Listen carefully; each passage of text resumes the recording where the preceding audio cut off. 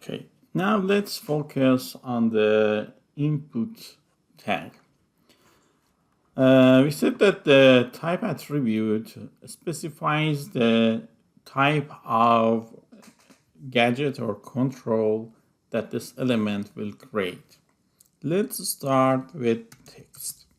If you set the type equal to text, you will have a text box that you can enter whatever you want, including characters, symbols, and numbers.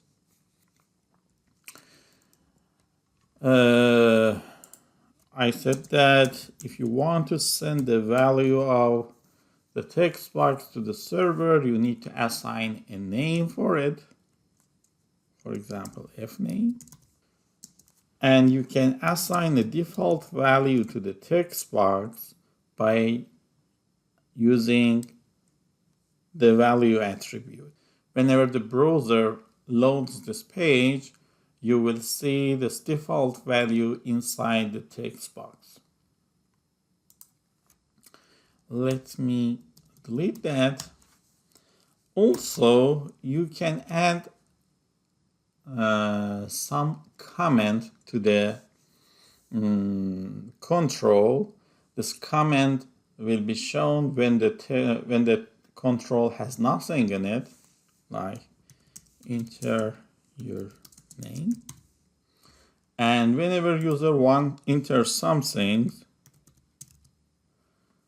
that comment will be disappeared. We usually need to add a specific button, at least one, to our web form, which is called a submit button. Whenever a user clicks on such button, the content of the form will be submitted to the server. Let's add another submit button here. And for example, change its caption to login and its name to btn login.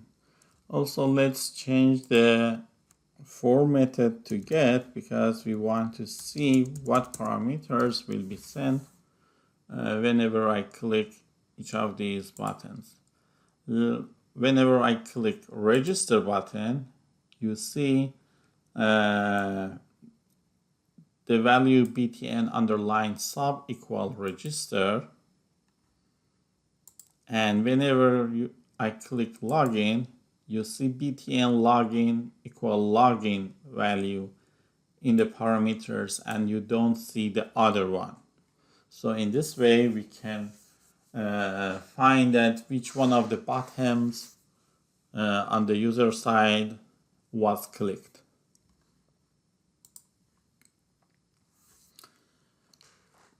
Okay, let me define another type. This time, let's talk about password type. Again, we can assign a name for it. Say pass. You can assign a default value for that, but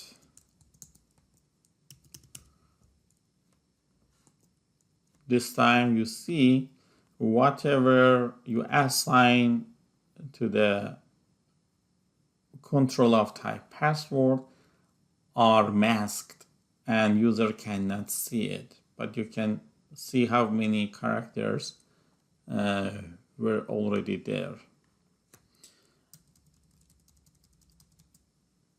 Similar to text box, you can assign max length to, you can specify the max length of the input. You can add required field to make it mandatory, and the other stuff is almost like the normal text box. The only difference is that the data entered by users or the default value is maxed, and I type 5, 4, 3, 2, 1 and press login. Now you see that since the method is get, the value of the control is shown in the address bar. So as I said in the previous video, when you want to submit sensitive data, you should not use the get method.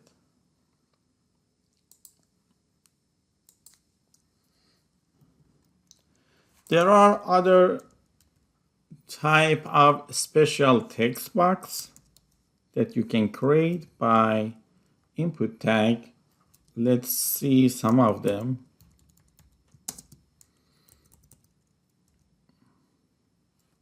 Color.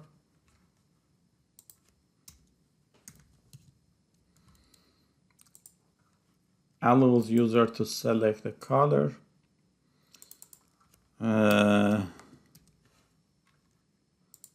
If you change it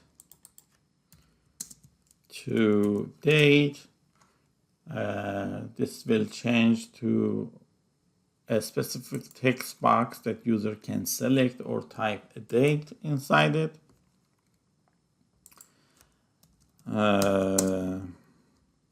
Daytime local, email. Email creates a specific text box which is suitable for entering an email address. So it doesn't validate that if this email is valid or not, but it checks if the entered value looks like an email or not. For example, if I just enter something like this and try to submit the form, this is a mandatory field.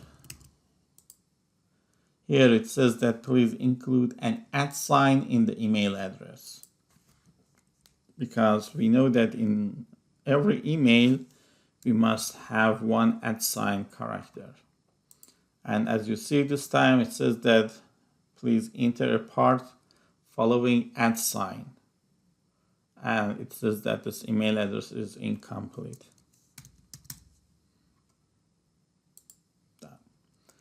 So in this way, actually, you can kind of do some preliminary validations. Other stuff is file, which allows users to upload a file. Months allows users to choose a month of a year. And number, this creates a specific text box that you can only enter numbers. And you can actually specify min and maximum. You can specify a range of the valid numbers by using min and max attribute. Min 1, max say 10. So if I enter something like 24 and try to submit the form, browser prevents me from submitting the form, and it says that this value is out of the range. So as I said, in this way we can do some preliminary validation. URL, in this type of the control, again, browser checks if the value you entered here looks like a valid internet address, a valid URL. Like this one is not a valid URL, but if I type https www something like this, now this looks like a valid URL. Again, it doesn't check if this URL is really valid or not. It just says that it just checks if it looks like a valid URL or not. The other type is tell, which checks if the input looks like a telephone number or not. And radio, which creates a radio button. This is important things. You need to pay attention to this type. Sometimes you want to provide a list of options for users, which only one of them is selectable. User cannot select a bunch of them. User is allowed to select only one of them. In that case, you need to create a radio button for each option. And you need to assign the same name to all of those radio buttons. Radio buttons that have the same name are in a group, and you can choose only one of radio buttons in a group. You can have multiple groups of radio buttons. Okay, let's, for example, say name, gender. Now the value is important. Value, say M. And as you see, these buttons doesn't have any caption. So if you want to assign a caption for that, you need to type the caption before or after the radio button. In this case, I write mail, and I create another radio button with the same name, but with different value.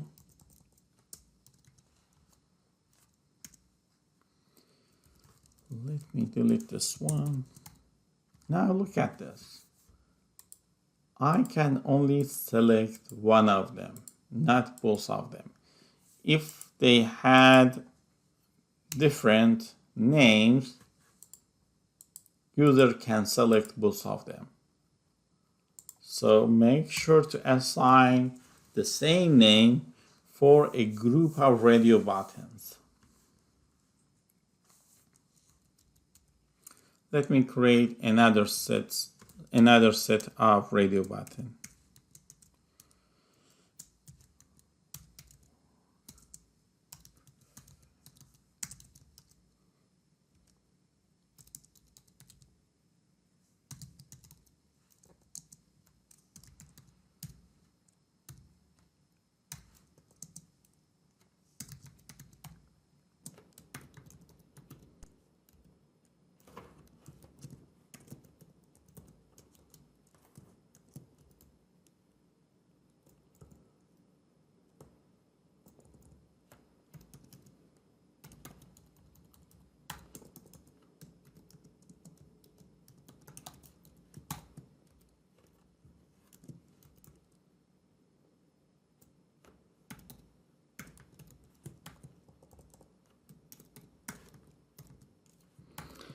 Now we have two sets of radio buttons, and you see in each set I can only choose one of the radio buttons, and whenever I submit the 4,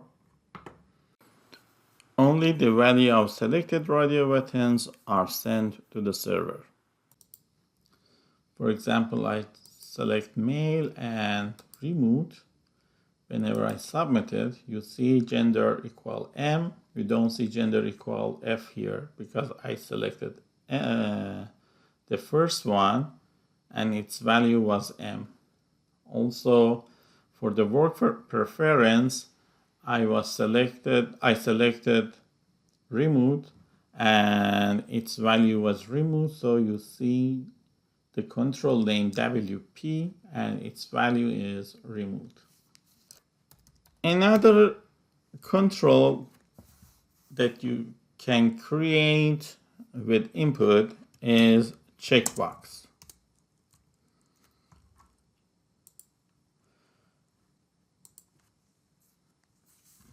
Checkbox is a control that you can select it or unselect it.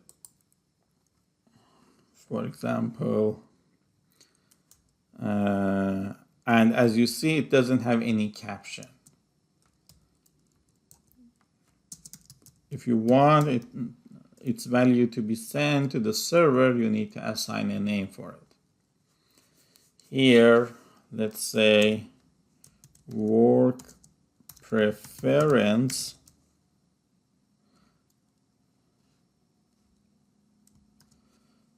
and here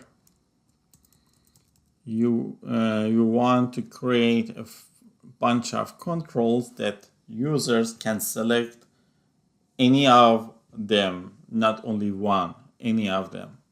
So here I say, for example, WP and its value, let's say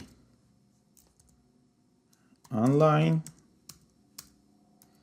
And as you see, it doesn't have any caption. So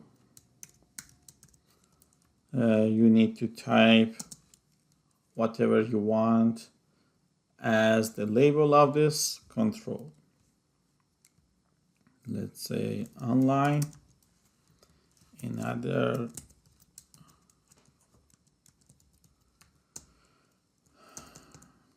remote,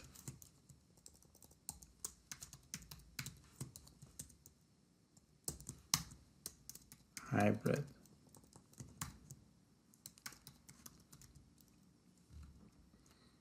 Okay, now user can select any of these options. This is one way, and another way is just assign different name like this without value for this checkbox. Now the value of checkbox which were selected by the user will be on. You see, the checkbox who were selected by users have the default value of on. The presence of the name of the checkbox actually shows that this checkbox was selected.